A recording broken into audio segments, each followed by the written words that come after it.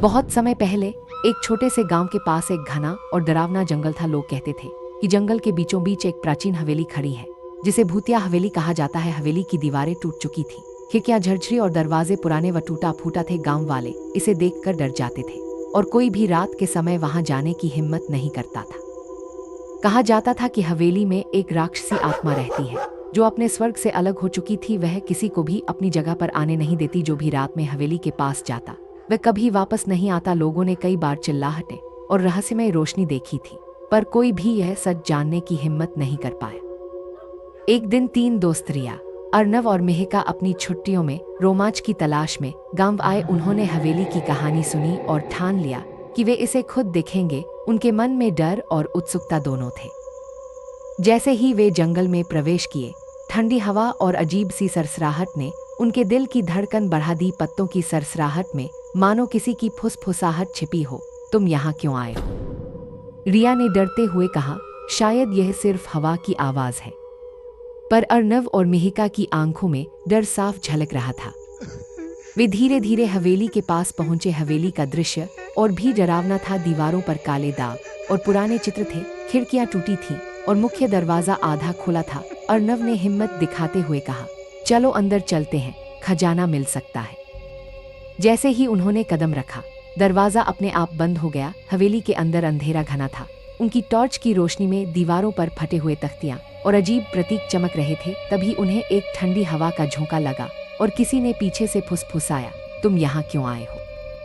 तीनों दोस्त डर के मारे चौंक गए। रिया ने टॉर्च चारों ओर घुमाई और देखा कि एक बूढ़ी औरत खड़ी थी। उसके चेहरे पर गहरी झुर्रियां और आंखों में अजीब चमक थी। मैं इस हवेली की रक्षक हूँ, वह बोली। जो भी यहाँ गलत वजह से आता है, उसे कभी लौटने का मौका नहीं मिलता। मिहिका ने कांपते हुए कहा, हम बस खेल रहे थे, हम खजाने के लिए आए थे। औरत ने हंसते हुए कहा, खजाना तुम्हें नहीं मिलेगा, पर तुम चाहो तो रहस्यों को जान सकते हो। तभी हवेली के कमरे अपने आप बदलने लगे, फर्श हिलने लगे और दीवारों से आवाजें आने लगी। बच्चों की हंसी, दरवाजों की खटखट, जैसे सब कुछ जिंदा हो उठा हो। तीनों दोस्त डर के मारे एक दूसरे का हाथ पकड़कर भागना चाहते थे, पर रास्ता गायब हो गया।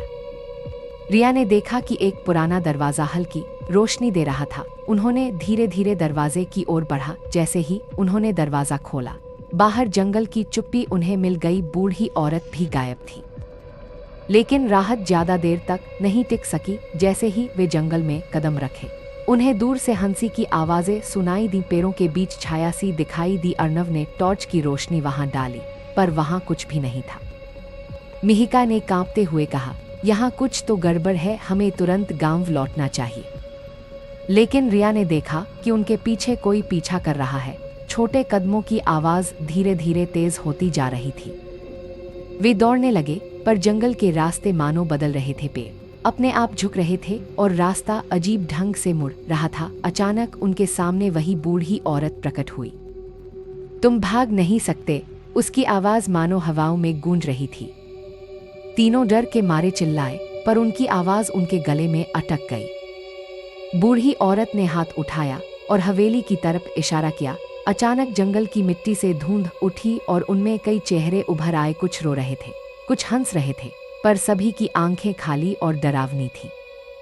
रिया ने कांपते हुए कहा, हमें यहाँ से तुरंत निकलना होगा। अर्नव ने देखा कि उनके पास एक पुरानी चाबी है, जो अजीब ढंग से चमक रही थी। रिया ने याद किया कि गांव वाले कहते थे, अगर तुम्हें आत्माओं से बचना है तो हवेली की चाबी का इस्तेमाल करो। तीनों ने चाबी को हवेली के मुख्य दरवाजे में डाला। जैसे ही चाबी फिट हुई, दरवाजा अपने आप खुल गया। बूढ़ी औरत और सारे चेहरे गायब हो गए। तीनों ने भागते हुए जंगल को पार किया और गांव पहुंचे। रिया की जेब में चाबी अभी भी थी। कहते हैं, वह चाबी केवल उन्हीं को दिखती है जिन्हें भविष्य में हवेली के रहस्य जानने की जरूरत होगी।